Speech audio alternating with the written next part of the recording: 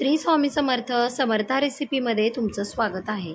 जशी गाड्यावर भेळ बनवतात ओली भेळ, तशीच आपण घरच्या घरी चटपटीत ओली भेळ बनवणार आहोत।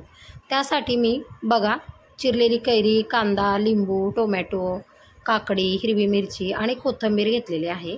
त्यानंतर मुरमुरे, चिवडा, फरसाण, शेव आणि बुंदी घेतलेली आहे। एका पातेल्यामध्ये मी मुरमुरे घालणार आहे, आवडीनुसार घालायचे आपण।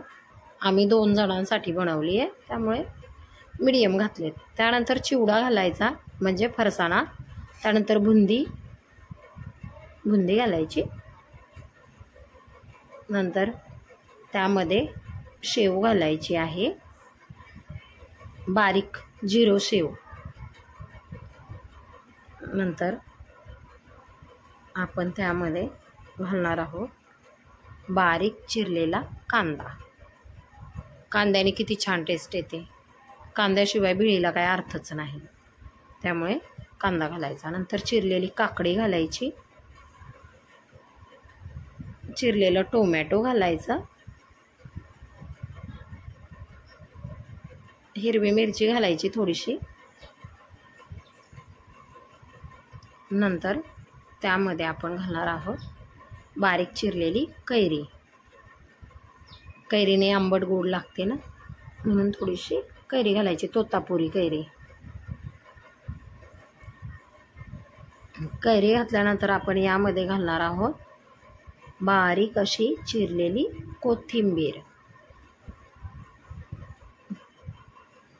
कोथिंबीर शिवाय तर मजाच नाही, त्यामुळे बारीक चिरलेली कोथिंबीर घालायची। मला खूप भेळ आवडते, गावाकडची सासवडची भेळ मी घेऊन आली येताना।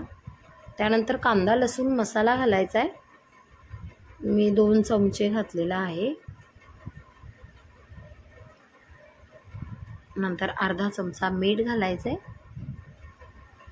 नंतर अर्धा चमचा लाल तिखट घालायचं आहे आणि अर्धा वाटी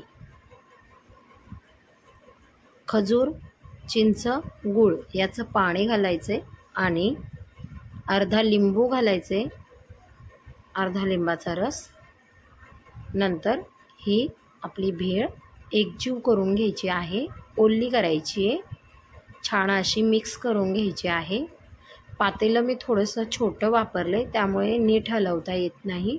थोडंसं मोठं भांडं घ्यायचं म्हणजे आपल्याला मिक्स करायला सोपं जाईल। हे पहा आपली भेळ मिक्स झालेली आहे, एकदम खायला छान लागते। तुम्ही एकदा नक्की ट्राय करा। भूक लागलेली असली ऑफिसवरून आल्यानंतर किंवा शाळेतून आल्यानंतर मुलांना भूक लागली असेल तर नक्की ट्राय करा। फक्त तिखट थोडंसं कमी घालायचं, आम्हाला तिखट खायची खूप सवय आहे म्हणून आम्ही त्यामध्ये तिखट जास्त वापरलेलं आहे।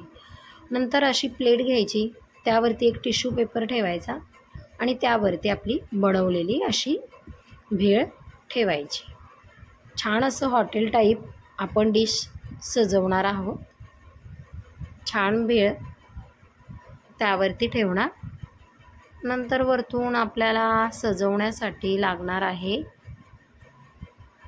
कांदा, कैरी, बुंदी आणि शेव, आपण ती वरतून घालणार आहोत।